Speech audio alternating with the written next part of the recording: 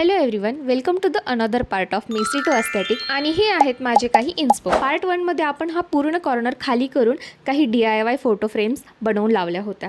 पण अजूनही एक गोष्ट खूपच ऑड दिसत होती. ही टीव्हीची वायर ती तशी स्विंग होत होती आणि पूर्ण एस्थेटिक वाईब खराब होत होती. म्हणून मी काही PVC क्लिप आणल्या. हार्डवेअरमध्ये इझिली भेटून जातात. वायरला भिंतीच्या कॉर्नरवर अगदी नीटली अटॅच करून घेतलं. माझी तर हाईटच पुरत नव्हती, पण टेबल चेअरवर उभा राहून मी ते पूर्ण अटॅच करून घेतलं.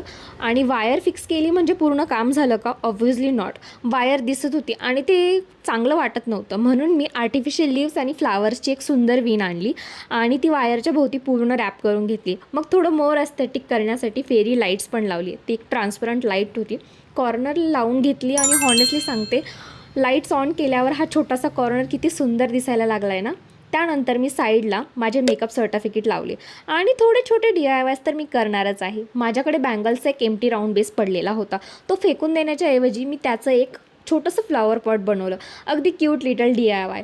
एकदम सुंदर पेंट वगैरे केलं मी त्याला आणि डेकोर तयार आहे. आणि हा बॉक्स माझ्या मेकअप सामानचा जुना बॉक्स होता. एकदमच खराब झालेला होता, चांगला दिसत नव्हता. म्हणून मी फेकून न देण्याच्या ऐवजी मी पण त्याला पेंट केलं आणि कंप्लीट मेकओव्हर दिला. And look at the final result guys. खूपच छान दिसत होता.